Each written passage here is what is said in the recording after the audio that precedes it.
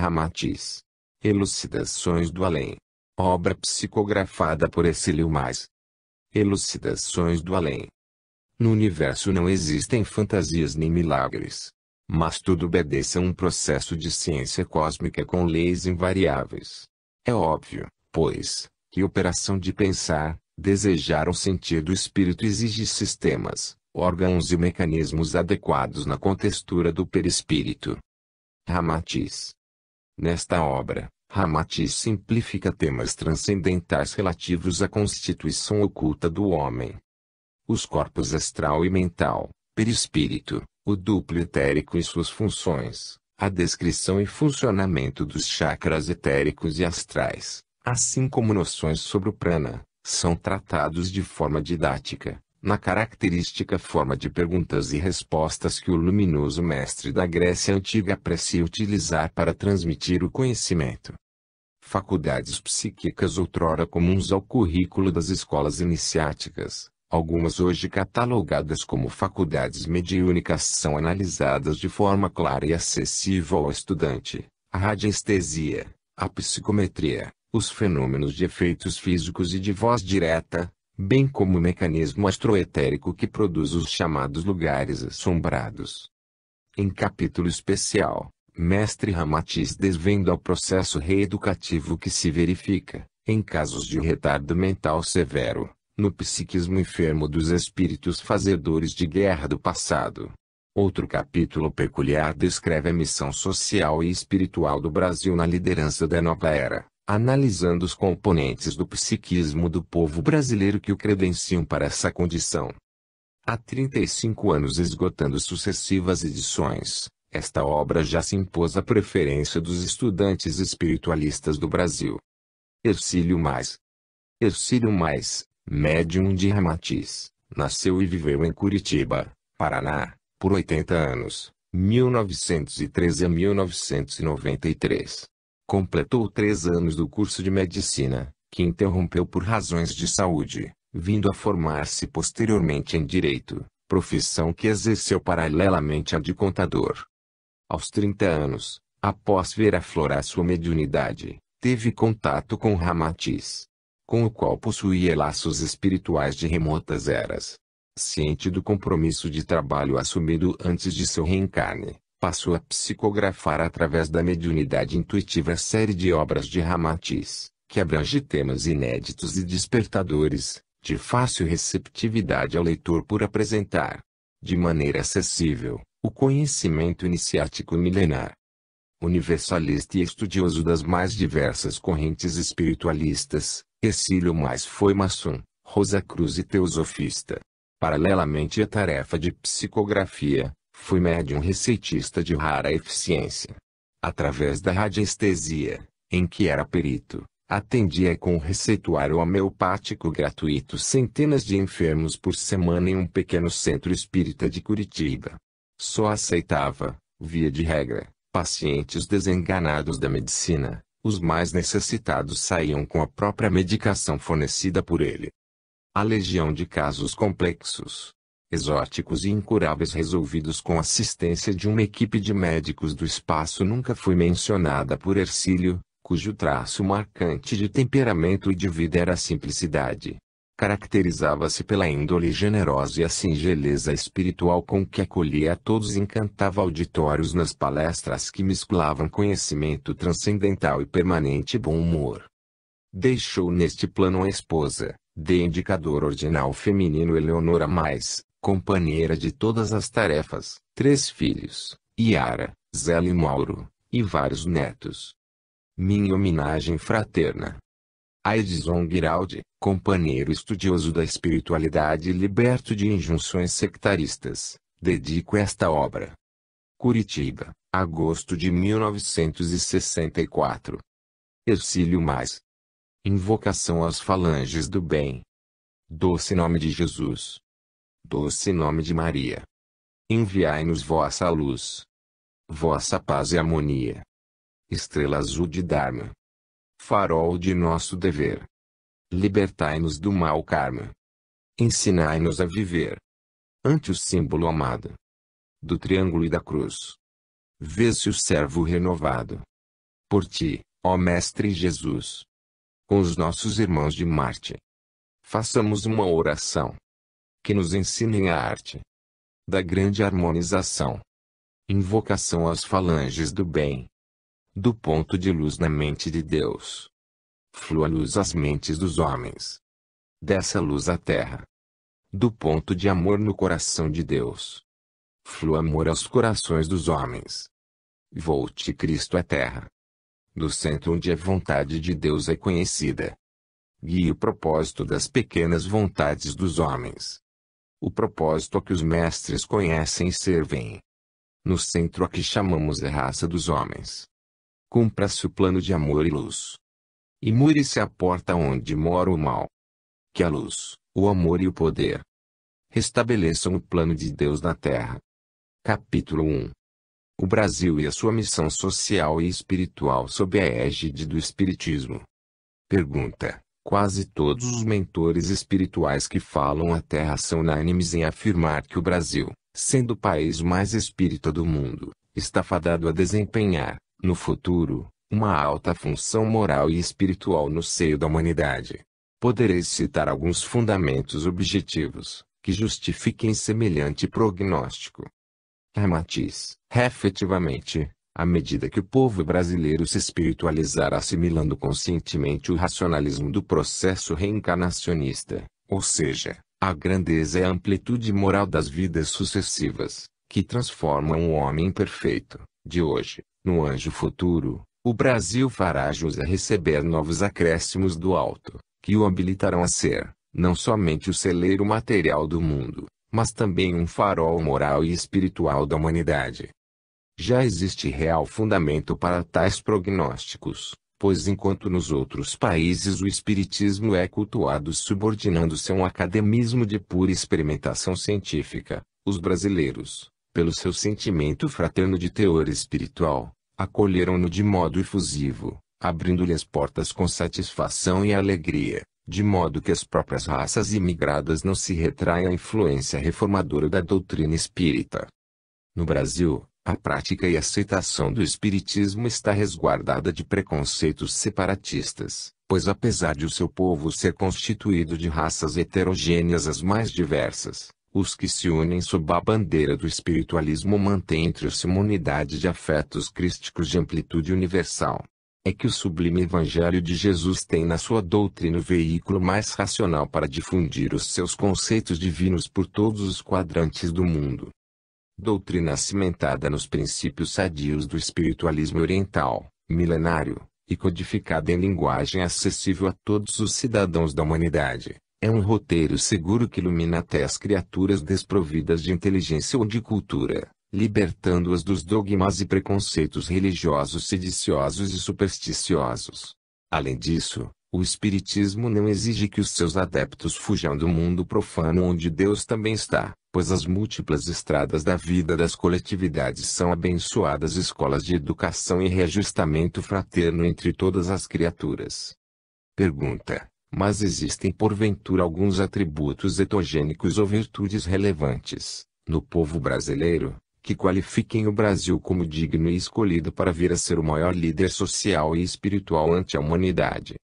Ramatiz, a vossa pergunta exige uma digressão que focalize alguns aspectos de caráter etnológico do povo brasileiro e também algumas considerações a respeito das etapas da sua evolução mental, levando em conta a sua índole de boa-fé e misticismo ainda grampeados a diversas crenças, algumas subordinadas a ritos de padrão muito elementar. Começaremos por dizer que o brasileiro ainda conserva desde o berço de sua raça a tendência fraterna e afetiva das três raças que cimentam a formação do seu temperamento e constituição psicológica. Do negro, ele herdou a resignação, a ingenuidade e a paciência; do silvícola, o senso de independência, intrepidez e a boa-fé; do português, a simplicidade comunicativa e alvissareira. Nele imprimiu-se um tipo humano de sangue quente e versátil, no qual circulam tanto as virtudes excepcionais, quanto os pecados extremos, mas, louvavelmente, em curso para a predominância de um caráter de espírito superior. E esse caldeamento heterogêneo ou mistura, que poderia sacrificar a qualidade dos seus caracteres originais, terminou por avivar o psiquismo do brasileiro, despertando-lhe uma agudeza espiritual incomum e em condição de sintonizá-lo facilmente à vida do mundo oculto. Consolida-se, então, uma raça possuidora de diversos valores étnicos de natureza espiritual benfeitora e que o espiritismo, cada vez mais radicado no Brasil, catalisa, pouco a pouco, para os grandes desideratos da fraternidade entre os povos da terra. Pergunta, contudo, não conseguimos admitir a ocorrência de fatos que venham a credenciar o Brasil, no sentido de lhe vir a ser o maior líder espiritual ante a humanidade. Podereis referir alguns motivos relevantes e convincentes, que nos induzam a aceitar como lógico e possível a realização de semelhante acontecimento. Ramatiz, estás vivendo uma época em que os acontecimentos se precipitam. E são chegados os tempos em que surgirão novos fatos enquadrados na promessa do enviado divino quando ele disse: conhecereis a verdade e a verdade vos libertará. Ora, entre as verdades que vão ser conhecidas ou reveladas ao mundo ainda antes do fim deste século, avultam como estrondosas e revolucionárias em seus efeitos morais, sociais e espirituais, a comprovação substantiva da pluralidade dos mundos habitados e a da pluralidade das existências. Quanto à primeira, será comprovada pelas comunicações interplanetárias, e quanto à segunda, simultaneamente, em diversos países, surgirão psicanalistas experimentados, os quais, mediante experiências conjugadas à metapsíquica e à parapsicologia experimental, provarão que as vidas sucessivas ou reencarnação do espírito é também uma realidade absoluta e demonstrável.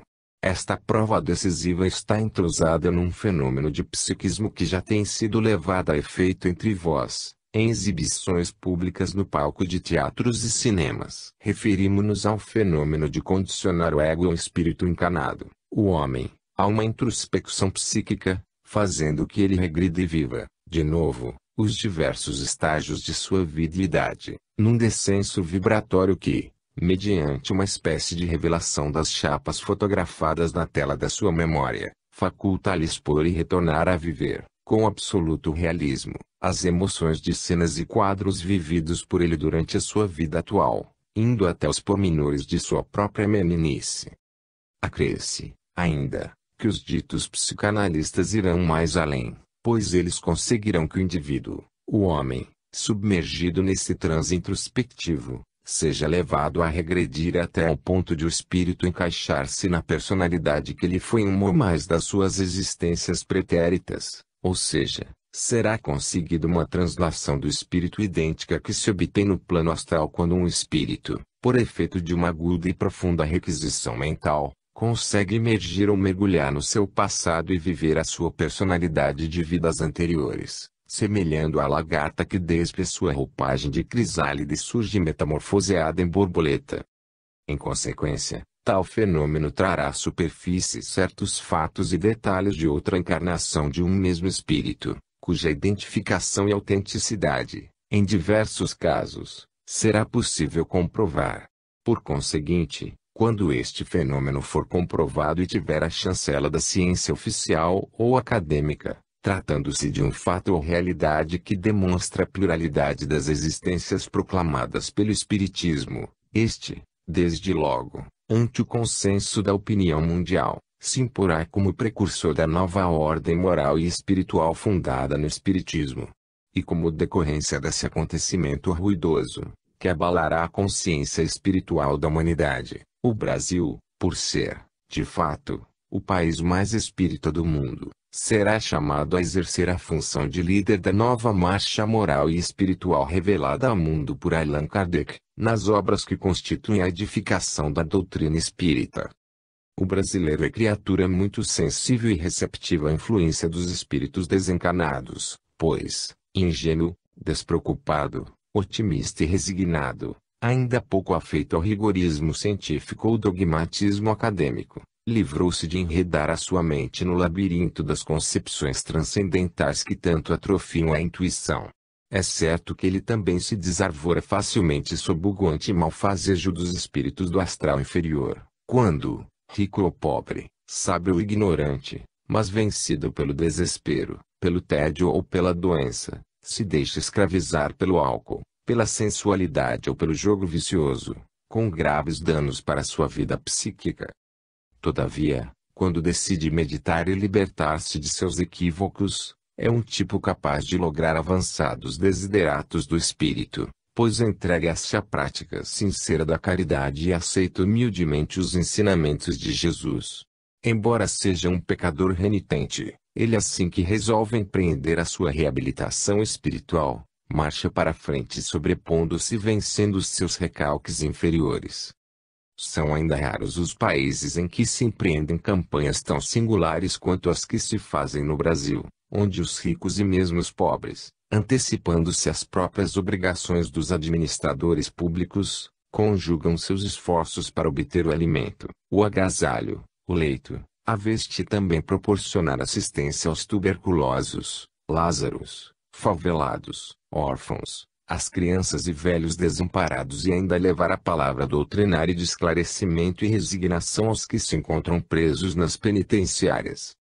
Apesar da corrupção moral, desarticulação social, desleixo administrativo e dos reflexos obscuros projetados na sua mente pelo dogmatismo sectarista do clero romano, o Brasil é uma coletividade das mais promissoras efetivação do programa de confraternização espiritual entre os povos.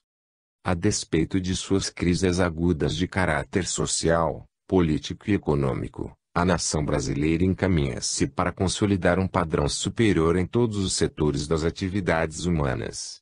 Além do seu equilíbrio financeiro e econômico já previsto pelo alto, no futuro, o Brasil também promoverá a confraternização entre todas as classes de trabalho e a socialização do seu povo, mas sem as lutas sangrentas que, em geral, provocam massacre e separação no conjunto das nações divididas pelos ódios e ideologias políticas de caráter inquisitorial e sanguinário. Nenhum sistema político de vosso mundo atual está em condições de corresponder, integral e ideologicamente, às condições morais, ao temperamento psicológico, ao cosmopolitismo, à natureza intuitiva e aos sentimentos fraternos e tolerantes do povo brasileiro. Afora as quisílias partidárias, tão comuns em todas as comunidades humanas e afetas aos quistos políticos egocêntricos, os governos já se sucedem no Brasil sob um ritmo de paz e tolerância afetiva, de acordo com a própria índole e sentimento fraternos dos seus governados. Eles sucedem-se cada vez mais compreensivos e menos vingativos. Mesmo a pureza partidária política, que em algumas outras nações atravessa os séculos sob irredutível pragmática e seleção ariana, no Brasil perde o seu rigorismo tradicional, pois os partidos políticos brasileiros fundem-se, dissolvem-se e refundem-se mesclando-se os seus elementos nas adesões ou conclaves inesperados, em que os velhos adversários de ontem confraternizam-se calorosamente para a elaboração de novos programas e labores. Embora a crítica, por vezes, censure assim instabilidade ou inquietação político-emotiva, pois em muitos casos trata-se realmente de resguardar interesses pessoais ou adesões partidárias visando apenas cargos ou remunerações públicas, o certo é que na essência doutrinária dos seus agrupamentos partidários, salvo alguns casos isolados, de politiqueiros refratários à ética da compreensão e decoro, há sempre o mesmo cimento coesivo, que corresponde ao temperamento fraterno e espiritualmente acessível do brasileiro. Desaparecem também os estigmas do caudilismo sangrento das lutas fratricidas e os ensaios do tiranismo no Brasil, para surgirem, pouco a pouco, os espíritos benfazejos e regrados, que ingressam no seu comando e passam a agir de modo mais humano. Através de roteiros pacíficos, a vossa comunidade encaminha-se para a socialização benfeitora. Mas isso, como já o dissemos, vai ser realizado sem a violência própria dos povos belicosos. A nação brasileira há de ajustar-se social, econômica e politicamente, atendendo aos anseios materiais e psicológicos de todos os povos da terra, porquanto ela significa um dos mais preciosos laboratórios de experimentações fraternas do alto. Há de ser um clima sem violência, sem tiranismo ou extremismos ideológicos, com um padrão ético-político distante dos dogmas ou das imposições religiosas, embora intimamente inspirado pelo Evangelho de Jesus. Pergunta: contudo, alguns espíritas sensatos consideram que o povo brasileiro não apresenta credenciais políticas, sociais ou morais para se tornar um laboratório de ensaio de confraternização universal. Há mesmo certa crítica e desânimo dos brasileiros mais pessimistas, pois acham que, atualmente, a nação não vai além de um país que se impõe pelo futebol e pelo carnaval. Que dizeis? Ramatiz, a despeito dessa conceituação negativa, estou autorizado a informar-vos que os sociólogos siderais já traçaram um roteiro específico e coerente para essa importante realização fraterna, moral e social do vosso país, mas isso não quer dizer que sejais um povo superior ou completamente livre de quaisquer reparações kármicas dolorosas do passado. É a característica espiritual que cimenta a formação etnológica brasileira, a sua peculiar índole fraterna, caritativa e tolerante, aliada ainda a uma natureza intuitiva em comum, o que justifica tal prognóstico. Esses elementos fundamentais afetivos é que predizem o êxito futuro dos empreendimentos espirituais de confraternização terrena, os quais seriam difíceis e mesmo impraticáveis num povo racista, avaro ou materialista. Sob as características psicológicas e temperamentais do tipo brasileiro há muito ouro aproveitável, que o espiritismo, como abençoado garimpeiro do alto, há de desbastar em contínuo aproveitamento espiritual. Não tenhas dúvida, e não vacilamos em vos dizer, realmente, o Brasil é um dos mais avançados celeiros de almas com inclinações para subordinarem seu Evangelho de Jesus e tomarem sua pátria um símbolo relevante de fraternidade crística. Não há, pois, exagero no prognóstico aventado por conhecido espírito já desencarnado, que diz: o Brasil está destinado a ser o coração do mundo e a nova pátria do Evangelho. Capítulo 2. O Espiritismo e o caráter da sua assistência material e espiritual. Pergunta: aludindo ao serviço de caridade do Espiritismo, no Brasil, porventura outros credos também não têm praticado a contento, tais como os protestantes, que mergulham nas regiões mais afastadas do globo a fim de socorrer os selvagens e os famintos de pão e de esclarecimento. Ramatiz, reconhecemos que o protestantismo, principalmente, desenvolveu no mundo um bem organizado e louvável programa de paz e amor, pois os seus adeptos se embrenham pelas matas e regiões inóspitas, levando o consolo, o socorro e o medicamento aos infelizes párias que se encontram em zonas distantes e sem quaisquer recursos de assistência imediata. Nesses labores socorristas e caritativos, eles são disciplinados, metódicos e ordeiros, conseguindo resultados proveitosos em favor dos enfermos e necessitados. Muitos desses protestantes heróicos são almas de escola, que deixam suas moradias felizes a fim de servirem ao homem terreno ainda preso às cadeias do raciocínio primário e inconscientes quanto à sua hierarquia moral e espiritual na ordem da criação. No entanto, o programa espírita é mais avançado no seu conteúdo doutrinário, pois através dele o alto tem como principal finalidade esclarecer o espírito do homem e libertá-lo conscientemente dos ciclos dolorosos das encarnações terrenas, ajudando a compreender e a sentir qual o verdadeiro motivo e objetivo real da vida, de modo que ele tenha consciência plena de si mesmo como espírito eterno ou imortal. E então, esclarecido de que é uma entidade superior, ele se esforce por vencer os instintos animais e alcance, o mais breve possível, o seu destino glorioso da angelitude, que o libertará das reencarnações e lhe facultará a ser feliz em todos os recantos do universo a serviço de Deus e das humanidades em seus estágios de evolução. Embora o protestantismo realize proveitoso trabalho de assistência junto aos deserdados da sorte, a sua meta principal é salvar as criaturas, as almas, mediante o cultivo das virtudes santificantes, mas, também, ameaçando-as de que os pecados as condenarão às chamas do inferno por toda a eternidade. Ora, o homem precisa aprender a cultivar a virtude, porém, conscientemente, sem ameaças ou temores, e permanecendo no seio da vida comum em experimentações educativas com os demais seres. Enquanto na sua tarefa benfeitora os protestantes orientam as criaturas no sentido de vencerem os pecados do mundo, fechando os olhos para não vê-los, os espíritas as ensinam a imunizarem-se contra as tentações mediante o raciocínio que ilumina e edifica a consciência, fazendo que o homem se torne capaz de enfrentar as sombras do pecado sem contagiar-se. Mesmo porque ninguém deve fugir às lutas de um mundo que Deus criou como escola educativa indispensável para a alma.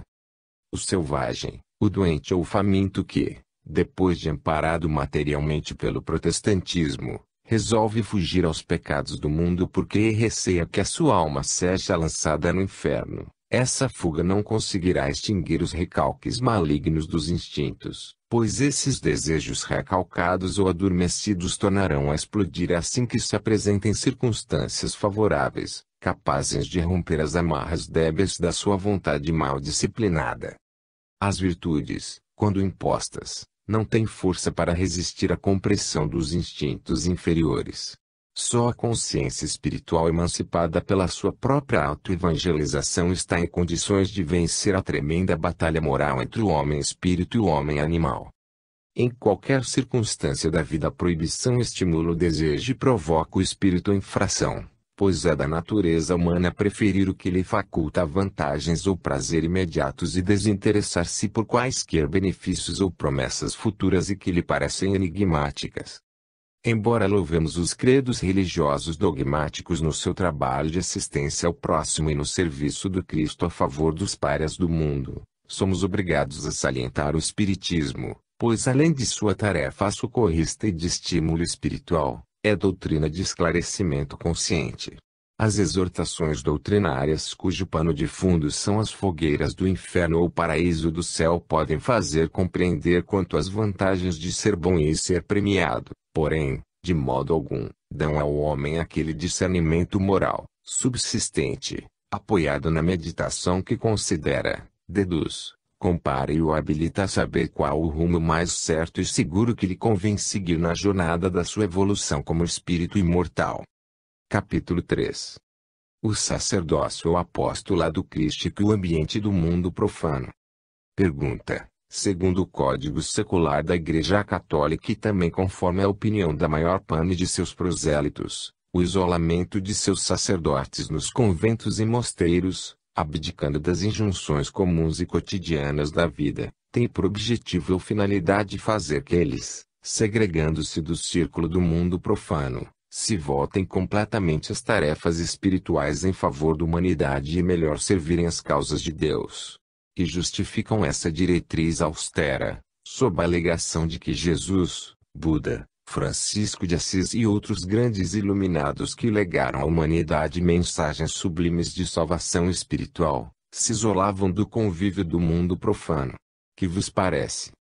Ramatiz, semelhante concepção decorre de uma análise muito superficial, pois se considerarmos objetivamente a vida e os exemplos de Jesus e dos seus apóstolos, certificaremos o contrário, pois o Mestre, tão depressa surgiu a hora da sua missão, ele, justamente, nas praças públicas, entre o bulício do mundo profano, pregando e exemplificando os mandamentos da sua doutrina até ser imolado no Calvário.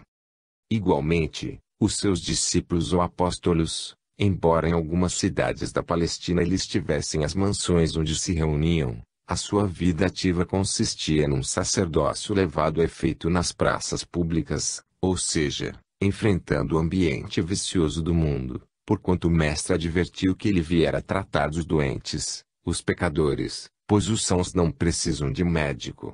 Quanto a Buda, este abandonou seus tesouros e prazeres da corte de Kapilavastu e jamais voltou a interessar-se por esses bens do mundo material.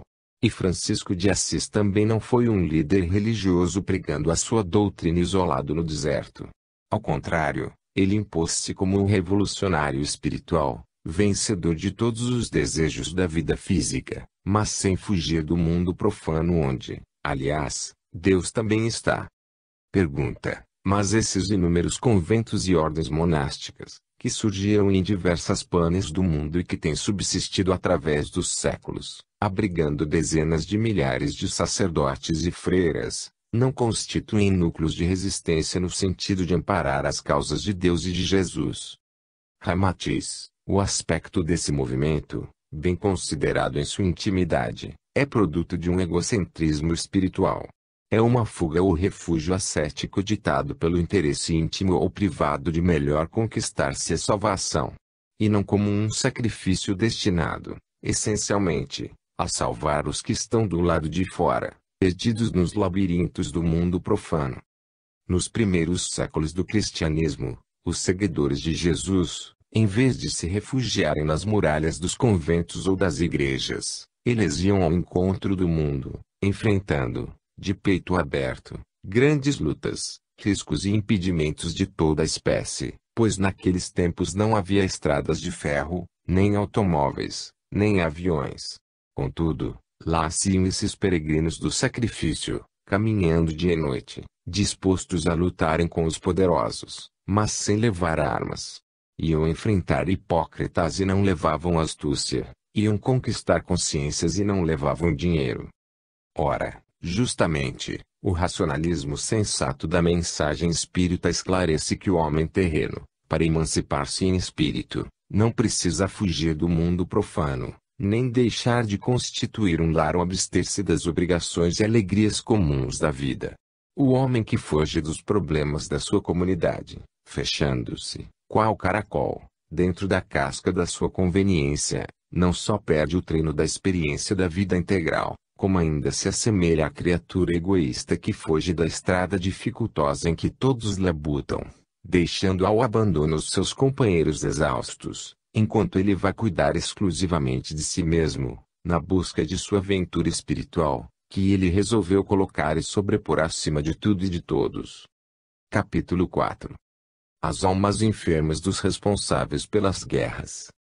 Pergunta: ainda quanto aos aspectos da alma enferma, agradeceríamos vosso empenho em nos esclarecer, quanto à culpa das almas desequilibradas ou doentes em potencial, que desencadeiam guerras, e, além do morticínio de milhões de criaturas, a sua passagem pela terra cria entre os povos um ambiente que degenera em novos ódios e represálias. Ramatiz, sem dúvida, todos os filhos de Deus, mesmo os mais perversos, são dignos da magnanimidade divina e dos ensejos reeducativos para sua redenção espiritual, embora suas provas devam ser disciplinadas pelo mesmo esquema espiritual de que a colheita é de acordo com a semeadura. É óbvio, pois, que as condições, os processos e o tempo empregado nessa retificação redentora, variam segundo o volume dos equívocos e delitos praticados pelos espíritos endividados. Os tiranos, os fazedores de guerras e os exterminadores de povos, depois da morte física enfrentam, por longo tempo, problemas terríficos e cruciantes de acordo com a extensão dos seus crimes e segundo a soma exata de todos os minutos que empregaram nos atos de perversidade, vandalismo e prejuízo à humanidade. No entanto, depois de submetidos aos processos de retificação espiritual, mediante reencarnações sucessivas, que se processam através dos séculos, eles também logram a sua melhor graduação para os ensejos angélicos do futuro. Porém, não julgueis que os tiranos e os déspotas são os únicos culpados pelos massacres, vandalismos, crueldades e saques praticados pelos seus comandados em tempo de guerra. A responsabilidade e a culpa são distribuídas proporcionalmente de acordo com as responsabilidades individuais de todos que, direta ou indiretamente, são unidades do conjunto. Em face da liberdade criminosa ensejada pela guerra, há soldados que deitam fogo às cidades indefesas, saqueiam os bens alheios, mutilam combatentes adversos, torturam fugitivos, trucidam jovens, velhos, mulheres e crianças, querem obediência a ordens superiores, ou seja pela sua perversidade na desforra. Mas a lei kármica, em sua ação justiceira e impessoal, pesa criteriosamente a culpa individual de cada criatura, responsabilizando-a por todo estímulo belicoso, ato agressivo ou contribuição direta ou indireta às atividades sangrentas da guerra desumana e fratricida. Nenhum tirano, por mais poderoso e cruel, pode conduzir sozinho uma nação à guerra e ensopar de lágrimas o mundo. Ele, para atingir os seus fins bestiais, precisa do apoio incondicional dos próprios compatriotas e súditos. Geralmente, ante a simples perspectiva de uma guerra contra o inimigo, logo homens e mulheres estremecem, apreensivos. Porém, ante a possibilidade de sua pátria ser vitoriosa contra as nações inimigas, então, em quase todos desperta a cupidez, a ganância desforra. Sob o clima beligerante, até as almas sensíveis de artistas, filósofos ou poetas, deixam-se contagiar pelas falsas glórias colhidas nos morticínios coletivos dos povos adversos, e cantam hosanas ou compõem poemas à pátria heráldica, incentivando o povo a impor-se triunfalmente na face da terra. A guerra é insuflada, igualmente, por interesses escusos, pois além de oportunidade para o saque, o ganho fácil, a investida desonesta aos degraus mais altos da política, é também um dos melhores ensejos para as promoções dos militares. Enquanto os soldados sonham com divisas de sargento e os oficiais inferiores ambicionam novos galões, os chefes de graduação militar superior mostram-se esperançosos de soldos extras e glorificações públicas. Alguns professores aproveitam a situação exaltada para despertarem em seus alunos o sentimento belicoso. Os jornalistas, exaltados por um patriotismo frenético, consomem toneladas de tinta acirrando o ânimo do povo para a luta. Os próprios sacerdotes católicos não se pejam de benzer armas, fazer orações e promover cerimônias religiosas em louvor da vitória de sua pátria, rogando a Deus que o ajude a destruir os seus inimigos odiosos. Os tiranos, os sátrapas e os opressores da humanidade são pontas de lança, que abrem as comportas das paixões de amplitude coletiva. Eles não criam homens perversos, cúpidos e sanguinários. A presença desses gênios destruidores, na Terra, é um efeito moral da atração magnética que está em ebulição na mente social, pois a dinâmica de os semelhantes se atraem também a uma lei psíquica. A presença e atuação de tais almas em vosso mundo é uma espécie de raio deflagrado pelos sentimentos inflamados da cobiça, domínio e dos recalques de orgulho patriótico, que estão em efervescência na consciência das massas que constituem o povo. Nota do médium: haja visto que cidadãos aparentemente pacíficos e honestos fizeram na última guerra, quando incorporados aos exércitos nazistas cometeram as atrocidades mais bárbaras, enquanto praticavam os roubos mais cínicos, pelo saque desaforado às bibliotecas, museus e obras de arte, dos povos vencidos. Sob o comando de Aníbal, Alexandre ou Napoleão, muitos dos seus soldados e comparsas, diante da oportunidade fácil de satisfazerem seus próprios desejos e paixões abomináveis, revelaram-se bem mais perversos e sanguinários do que os seus chefes, pois enquanto estes, sem rancor pessoal, viam, nos seus exércitos e nas formações inimigas, somente as peças vivas de um jogo de xadrez de vida ou morte, os seus comandados praticavam as mais condenáveis atrocidades como o desforço pessoal. Porém, na balança fiel da justiça divina, a culpa coletiva das atividades guerreiras divide-se, proporcionalmente, a cada um dos seus participantes, tendo em conta as imposições a que o indivíduo está obrigado perante a lei humana e as exorbitâncias das atitudes pessoais, que são uma decorrência do seu próprio livre-arbítrio. A desonestidade, a violência, a traição ou o sadismo, tanto no setor das atividades morais quanto no campo das incumbências materiais, são de responsabilidade individual. Nenhum tirano ou déspota pagará pelo crime do seu soldado ou subalterno que, exorbitando do seu dever, deita fogo na casa pacífica, mutila o prisioneiro fujão, profana a moça indefesa ou trucida a velhos, crianças e mulheres inofensivos. Pergunta: a fim de melhor compreendermos a questão da alma neurótica dos conquistadores sangrentos, poderíeis dizer-nos algo de um Hitler, por exemplo, que foi um tirano e déspota em nossa época? Matiz: embora Hitler tenha sido um homem atrabiliário, cruel e vingativo, julgado pela história moderna como responsável exclusivo pela última hecatombe guerreira, nem por isso julgueis que ele seja realmente o único culpado de todos os atos abomináveis e bárbaros cometidos pelos seus comparsas militarizados. Na verdade, Ele deu forma concreta e objetiva aos anseios e sentimentos belicosos do seu próprio povo, o qual, hipnotizado pelas perspectivas de dominar o mundo, cobrir-se de gloriolas tolas e aumentar os lucros no saque ao inimigo, animou e estimulou tal indivíduo à empreitada homicida e cruel da guerra. Embora considerando-se, com justiça, que certa parte do povo alemão é realmente pacífica, construtiva e avessa à tradicional belicosidade germânica, a sua maioria ficou responsável por endeusar e colocar no cimo do seu governo o tipo de mente, ambicioso, violento e cruel que foi Hitler. A imprudência, o orgulho, a ambição e o espírito de desforra também encontraram nos moços, velhos e mesmo nas mulheres e crianças alemãs o seu prolongamento vivo e natural. Quando, reunidos em praças públicas, eles aderiram às cerimônias festivas e às homenagens pagãs, com que apoiaram fanaticamente o Führer, para ele acender a fogueira da guerra.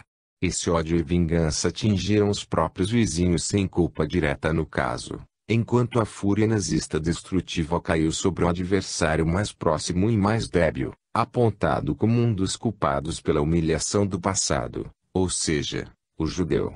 Então as mulheres, os velhos, os moços e as crianças hebraicas serviam de causa preliminar para o futuro massacre perverso, considerando inimigos da pátria todos os homens que não fossem alemães.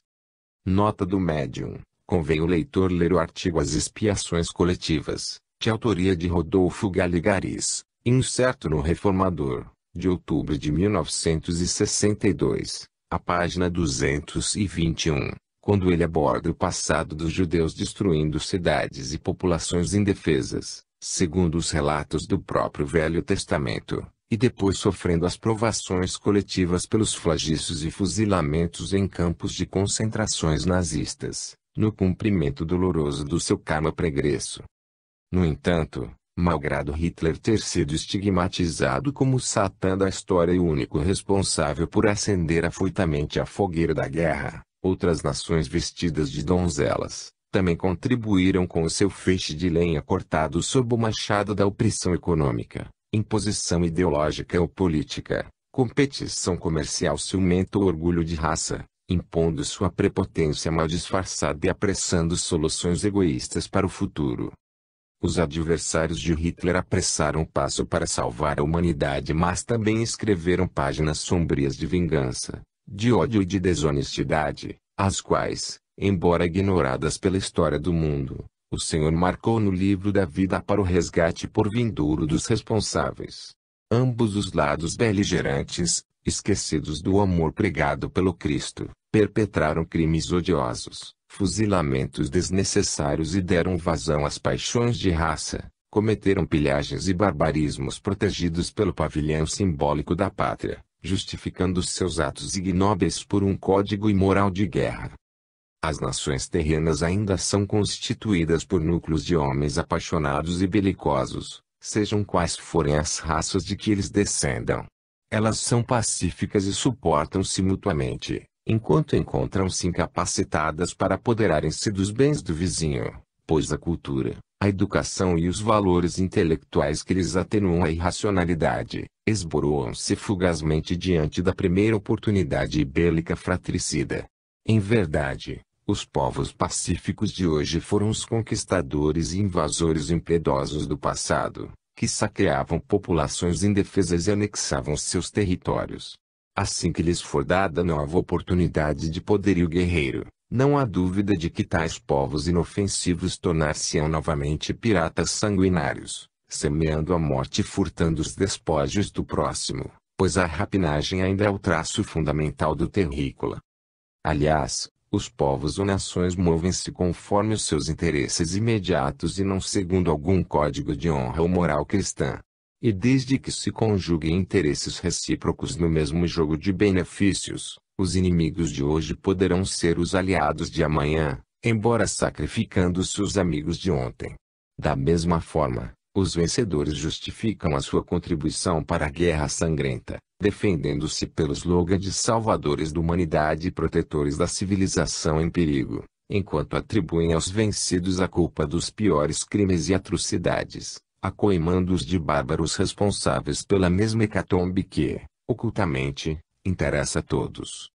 No seio de um mesmo povo, os revoltosos também se transformam em libertadores, enquanto, depois de assaltarem o poder constituído e desalojarem os adversários que defendiam a legalidade, mais tarde os encostam no paredão de fuzilamento, fazendo-os pagar pelos crimes de corrupção, embora, em breve, esses mesmos libertadores de hoje também se transformem nos tiranos de amanhã. Mas, em obediência ao ciclo kármico da justiça espiritual, os novos idealistas, que trucidam seus adversários, também resgatarão suas culpas sob o muro de fuzilamento em que sacrificaram os seus antecessores. E caso isso não lhes aconteça na mesma existência, há sempre um pelotão executivo esperando-os nas vidas futuras, a fim de retificar-lhes o espírito de desforra sob o conceito de quem com ferro fere, com ferro será ferido, e pelo desprezo dos ensinamentos de Jesus, que recomendou ao homem, não vos digo que perdoeis até 7 vezes, mas até 70 vezes 7. Mateus 18 2.21,22. Pergunta: e qual é a situação dessas almas opressoras, no além-túmulo? Ramatiz: as almas enfermiças e tirânicas, que semeiam a dor, a fome e a orfandade mediante suas tropelias sangrentas, frutos de sua excessiva ambição e orgulho, transitam no além, acompanhadas pelo mesmo cortejo dos seus velhos comparsas, que as insultam, as perseguem, as ameaçam e responsabilizam por todas as suas desditas, amarguras e desprezos. Algemadas as vítimas impiedosas e vingadoras, açoitadas pelas tempestades das regiões inferiores e mergulhadas nos pântanos mais repugnantes, sofrendo os sarcasmos dos próprios espíritos satânicos que as incentivaram ao genocídio, na terra, elas vagueiam em bandos, torturadas até o dia em que possam renascer na matéria sob a bênção do esquecimento do passado. Alucinadas e acometidas pela incessante superexcitação e angústia, do remorso, sem pouso e sem alívio, só lhes resta o recurso de encerrarem o seu inferno íntimo no biombo da carne terrena, a fim de amortecerem as lembranças cruéis do passado durante a fase sedativa de inconsciência entre o berço e o túmulo físico. Pergunta: como se processa ou em que consiste a reparação de tais almas ou espíritos tirânicos e doentes, a fim de recuperarem a saúde moral que, no futuro, também lhes facultará a cidadania angélica, que Deus destina a todos os seus filhos? Ramatiz: as almas dos déspotas sanguinários, vítimas da loucura, do egoísmo, da cobiça e autores do morticínio de milhares de criaturas sacrificadas para garantir-lhes a prepotência e a ambição, são como o cavalo selvagem que arremessa o seu cavaleiro ao solo, produzindo-lhe ferimentos nas quedas dolorosas. Infelizmente, pela vibração violenta das energias maléficas que ainda excitam-lhe o perispírito, o tirano, o conquistador sanguinário e os seus comparsas perversos, ao encarnarem na Terra, o trauma psíquico que os perturba violenta-lhes o trabalho harmônico das células físicas, fazendo-os nascer idiotas e anormais. Nota do médium. Vídeo artigo Idiotia, de Emmanuel, a página 226 do Reformador, de outubro de 1962, órgão da Federação Espírita Brasileira, em que o autor espiritual tece considerações sobre a encarnação sacrificial dos tiranos e déspotas do mundo, quando jungidos em imbecilidade. Sob o violento e desordenado abalo do perispírito, alteram-se as linhas de forças na composição dos genes e no ajuste dos cromossomas do corpo físico. Então o déspota surge à luz da vida terrena, parvo, alienado do cérebro e dos nervos, vivendo sob a chacota e sarcasmo da mesma humanidade que tanto subestimou e prejudicou no passado. Assim, o corpo do idiota reflete as condições enfermiças do espírito brutal ali encarnado, funcionando à guisa de um cárcere que reprime os impulsos desordenados e perigosos do seu ocupante, tal qual o freio domina o cavalo fogoso e desatinado.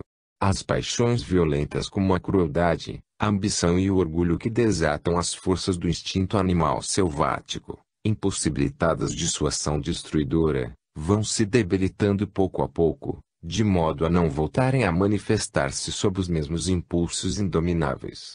A glândula pineal, delicadíssima antena do sistema psiconervoso, central elétrica ou usina piloto do organismo humano, funciona, nesse caso, oprimida na sua atuação, tomando-se incapaz de transmitir, com clareza, a mensagem racional dirigida pelos neurônios, que constituem o aparelho receptor e transmissor do espírito para a matéria.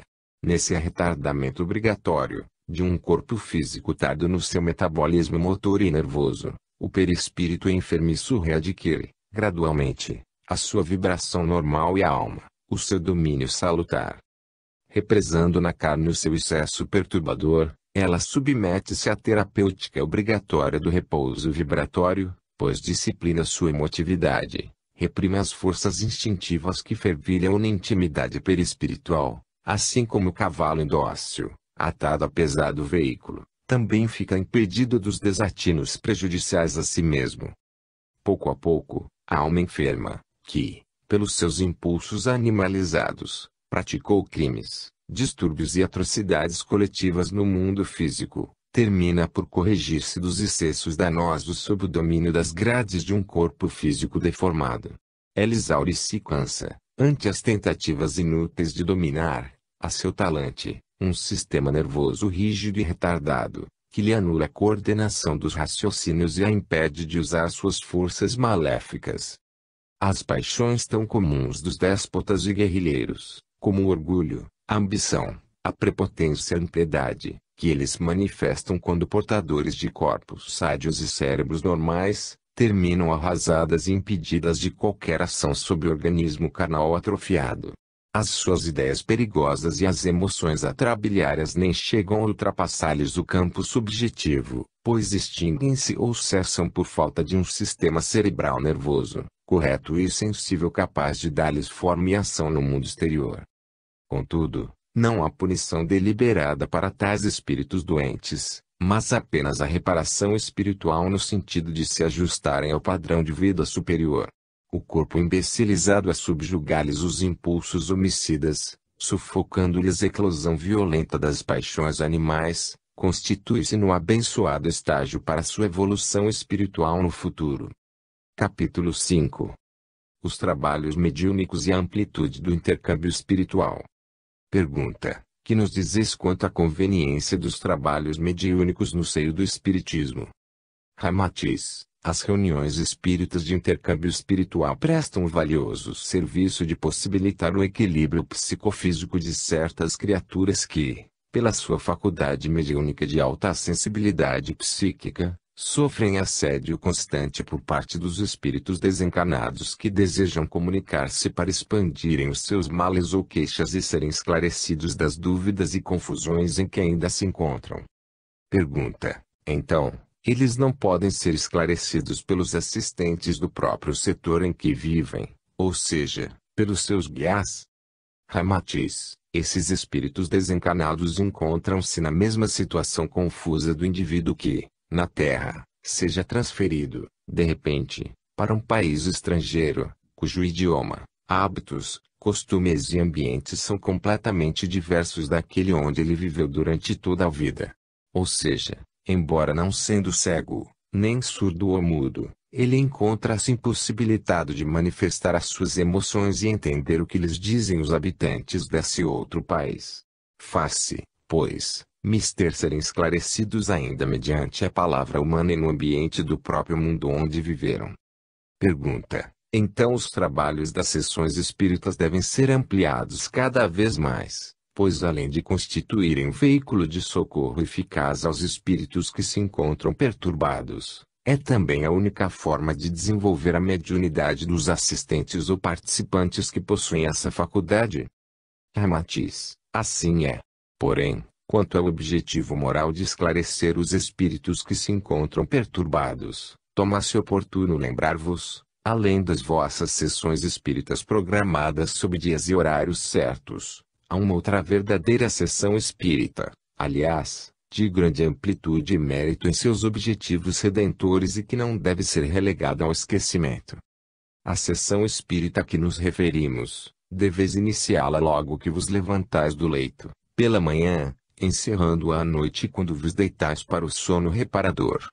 Consiste a mesma nos múltiplos ensejos que, Durante o dia, proporcionam aos presidentes das vossas sessões habituais, aos médiuns e a todos os adeptos, doutrinarem e esclarecerem alguns dos irmãos vivos, pois também são espíritos, que surjam no seu caminho, igualmente perturbados, seja pelas deficiências da sua ignorância ou pelos recalques deprimentes do seu caráter. Embora acheis que o intercâmbio mediúnico praticado nas vossas sessões programadas seja um alto relevo do espiritismo, esses irmãos encarnados merecem tanta assistência doutrinária como os que se encontram, sem corpo físico, no plano invisível. E quantas vezes um conselho sensato e oportuno consegue mudar o rumo de uma vida e até, em certos casos, salvar ou evitar que uma família inteira seja precipitada no abismo de uma desgraça. Aliás, vós sabeis que a assistência direta dos vossos guias ou mentores espirituais, ao vosso lado, não está limitada exclusivamente às vossas sessões programadas. Essas entidades também se comunicam convosco por via inspirativa ou intuição todas as vezes que, em vossa vida social, vos dispondes a ser úteis aos vossos irmãos. E mais, além dos guias invisíveis que vos assistem, inspirando-vos gestos de caridade, abnegação e sacrifício, inúmeros espíritos benfeitores também existem entre vós, desempenhando, igualmente, uma função de verdadeiros guias. Quem são eles? São os que têm a missão de pais, professores, patrões, cientistas, sábios ou filósofos, que vos orientam no mundo, traçam novos rumos ao progresso e vos proporcionam salário para a manutenção do vosso lar. Aqui são médicos, dentistas, advogados ou engenheiros, que restabelecem a vossa saúde, defendem os vossos direitos ou edificam a vossa moradia protetora. Mais além, outros vos beneficiam mediante o seu mistério de sacerdote, pastores evangélicos ou doutrinadores espíritas. Há ainda, na estrada da vossa vida, outros assistentes meritórios, os quais, embora classificados como de nível social um tanto inferior, eles merecem, igualmente, o diploma de missionários, pois servem à coletividade enfrentando tarefas que os intelectuais, os sábios e os ricos não são capazes de desempenhar. Tais missionários anônimos são os que atendem aos serviços rudes de abrir valas e desobstruir esgotos, são os que varrem as ruas e os que, sem máscaras protetoras a resguardar-lhes os pulmões, recolhem o lixo e os detritos imundos que jogais fora todos os dias. Que seria de vossa vida sem a abnegação desses irmãos humildes que, seja em dias de primavera ou debaixo de um inverno tormentoso, ei-los, como soldados vigilantes, desincumbindo-se de tarefas que a maioria recusaria desempenhar? Por conseguinte, no vosso próprio mundo também há espíritos guias idênticos aos que existem do lado de cá. Assim, conjugando vossas ideias com eles, no sentido de esclarecer e orientar os espíritos encarnados, que se encontram perturbados, estais, na realidade, realizando um intercâmbio de assistência moral idêntico ao que se processa nas vossas sessões espíritas. Pergunta: embora concordemos com vossas considerações, há, em nós, uma ansiedade irreprimível de nos pormos em contato direto com os nossos guias e protetores do plano invisível, razão do nosso interesse pelas sessões mediúnicas. Que dizeis? Ramatiz: respeitamos esse vosso anseio, mas lembramos não deveis relegar um plano secundário o dever de dispensardes uma assistência ativa aos espíritos vivos, que surgem no vosso caminho, dominados por distúrbios psíquicos que os transformam em vagabundos, alcoólatras, boêmios, prostitutas, doidos e aleijados que suplicam a vossa ajuda.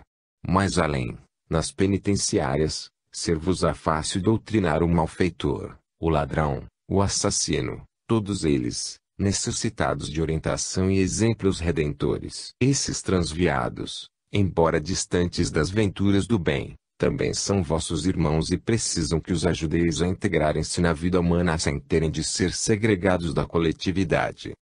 Os delinquentes, por mais criminosos que tenham sido, não podem ficar enjeitados do vosso auxílio e caridade, pois os vossos guias e protetores espirituais também vos toleram e amam apesar dos desatinos e dos pecados que cometestes em existências anteriores e também na que viveis atualmente. O amor verdadeiro e desinteressado não requer lugares nem horas especiais para ser praticado a contento, pois o vosso mundo, com o sofrimento da sua humanidade torturada, é, igualmente, um vasto campo de serviço redentor para vós próprios. Capítulo 6. Aspectos singulares das sessões mediúnicas. Pergunta: as sessões espíritas que realizamos